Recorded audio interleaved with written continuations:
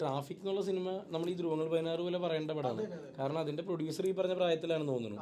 Listen ചേട്ടൻ 2 ഹൃദയത്തിൽ സൂക്ഷിക്കാൻ എന്ന് പറയുന്ന പരാജയ ചിത്രത്തിന് ശേഷമാണ് മറ്റേ നമ്മുടെ അതിന്റെ ഡയറക്ടർ രാജേഷ് പിള്ള ഇത് ചെയ്യുന്നത്. 100% ഉറപ്പാണ് ആ കഥ നെറേറ്റ് ചെയ്ത് കഴിഞ്ഞാൽ എങ്ങനെയാണ് ഒരു ആർട്ടിസ്റ്റിന് മനസ്സിലാവുന്നത്. അതെനിക്ക് ഇപ്പോഴും അത്ഭുതമാണ്. പോയിന്റ് കിട്ടിയോ?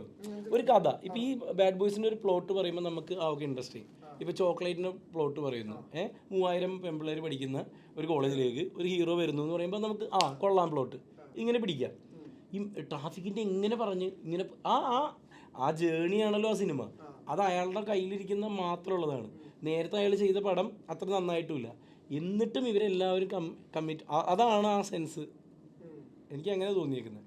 മാത്രമല്ല ട്രാഫിക് ഒരുപാട് മറ്റുള്ള പ്രധാന ക്യാരക്ടേഴ്സും ഉണ്ട് കഥയിൽ. എൻ്റെ കഥാപാത്രവും ഒരു സിനിമ നടനാണ്. പക്ഷേ എൻ്റെ അടുത്തത് ലാസ്റ്റിലാണ് വരുന്നത് ആ ക്യാരക്ടർ ചെയ്യാൻ വേണ്ടി. അതൊരിക്കലും എനിക്ക് തോന്നുന്നു മിക്ക ഹീറോസും ചിലപ്പോൾ മടി കാണിക്കുന്ന ഒരു കഥാപാത്രം. കാരണം അത് കുറച്ച് അല്പം ഗ്രേ ഷെയ്ഡൊക്കെ ഉള്ള ഒരു ക്യാരക്ടറാണ് നിങ്ങൾ ആ സിനിമ ഓർക്കുന്നുണ്ടെങ്കിൽ. പക്ഷെ ഞാൻ അപ്പോൾ നോക്കുമ്പോൾ എനിക്ക് ആ ക്യാരക്ടറിനോടാണ് താല്പര്യം തോന്നിയത്, മറ്റേത് ക്യാരക്ടർ. കാരണം അതാണ് ആ കഥേൻ്റെ ബാക്ക് ബോൺ. ആ ക്യാരക്ടറാണ് ആ കഥേൻ്റെ ബാക്ക് ബോൺ. കാരണം മൊത്തം സിനിമ നടക്കുന്നത് അതിന് വേണ്ടിയാണ്, ആ ആളുടെ മകൾക്ക് വേണ്ടി ചെയ്യുന്നത്. അയാളുടെ ഒരു ഡിഫറെൻറ്റ് ഷെയ്ഡ്സാണ്, ഒരു ചെറിയ ഗ്രേ ഷെയ്ഡൊക്കെ ഉണ്ട്. എന്നിട്ട് ലാസ്റ്റ് അദ്ദേഹം മനസ്സിലാക്കുന്നത്.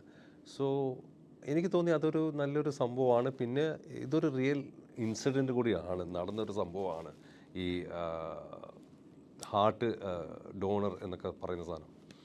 സോ അതൊക്കെയാണ് ഇൻസ്പയർ ചെയ്തത്. പക്ഷേ ഞാൻ നേരത്തെ പറഞ്ഞതുപോലെ നമുക്കൊരിക്കലും ഒരു ഹിറ്റ് പ്രതീക്ഷിക്കാനോ ഒന്നുമല്ല. നല്ല സിനിമ ചെയ്താൽ ജനങ്ങൾക്ക് ഇഷ്ടപ്പെട്ട അത് ഹിറ്റാവും. പലർക്കും അറിയോ ഈ പറഞ്ഞ സ്കൂൾ മാഷായിരുന്നു? കുറവാണ്. ഞാൻ ഇക്കനോട് പറഞ്ഞിട്ട് ഇക്ക ചിരി നിർത്തുന്നില്ല. ഇക്ക ഇപ്പോഴും ചിരിച്ചോണ്ടിരിക്കുക. കഴിഞ്ഞ ഇന്റർവ്യൂ പറഞ്ഞതാ, അമ്മച്ചിയാണ് ഞാൻ നമ്മുടെ വടിവേല് പറഞ്ഞ പോലെ നിജമാണ് റൗഡിയാ എന്ന് പറയില്ലേ. ഈ റേസിംഗ് കാർ എന്നത് ഇപ്പോഴും ഈ പറഞ്ഞ ഒരു മോഹമായിട്ട് തുടരുന്നുണ്ട്. കാർ റേസിംഗ് ക്രേസ് അല്ല, കാർ ടൂറിംഗ് ആണ്. അതായത് ഈ റേസ് എന്ന് പറയുന്നത് ഫോർമുല റേസ് ആണോ ഉദ്ദേശിച്ചത്? ഞാൻ ബേസിക്കലി അഡ്വഞ്ചറിസ്റ്റ് ആണ്. ഞാൻ പലതും ചെയ്യും. ഇപ്പം ബൈക്കിംഗ് ഇഷ്ടമാണ്. പിന്നെ എനിക്കിങ്ങനെ യാത്ര ചെയ്യാൻ ഈ ബൈക്കിലോ ലഡാക്ക് അങ്ങനെയൊക്കെ ഒറ്റയ്ക്ക് സോളോ.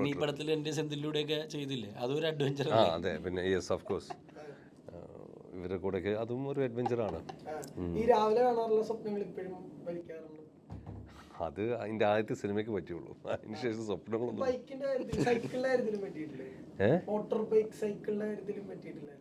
ഇതൊക്കെ പഴയ സംഭവങ്ങളല്ലേ. ഞാൻ എൻ്റെ കുട്ടിക്കാലത്ത് മോട്ടോർ ബൈക്ക് സൈക്കിളാ അത് ഇപ്പോഴും. അതിനെക്കുറിച്ചോ?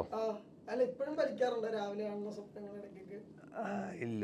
എൻ്റെ ഫസ്റ്റ് പടത്തിൽ ഞാൻ കണ്ട ഒരു സ്വപ്നം അതൊരു ഇംഗ്ലീഷ് സിനിമയിൽ ഞാൻ അഭിനയിക്കുന്നതായിട്ടായിരുന്നു. ഒരു 4 മണിയായിരിക്കണം. കാരണം എനിക്കറിയാത് ജസ്റ്റ് ടുവേർഡ്സ് മോർണിംഗ്. പിന്നെ ഞങ്ങളെല്ലാം എഴുന്നേറ്റ് ഷേവ് ചെയ്യാൻ വേണ്ടി ഇരുന്നപ്പോഴാണ് എൻ്റെ ഹൗസ് വാർഡൻ എന്ന് പറഞ്ഞ് പ്രിൻസിപ്പൾ വിളിക്കുന്നത്. ഇന്നലെ തൊട്ട് അന്വേഷിക്കുന്നുണ്ടായിരുന്നു എന്നൊക്കെ പറഞ്ഞപ്പം പിന്നെ ഷേവ് ചെയ്യാൻ സമ്മതിച്ചില്ല. ഞാൻ വന്നു, കണ്ടു. അങ്ങനെയാണ് ഞാൻ സിനിമയിലേക്ക് കയറുന്നത്.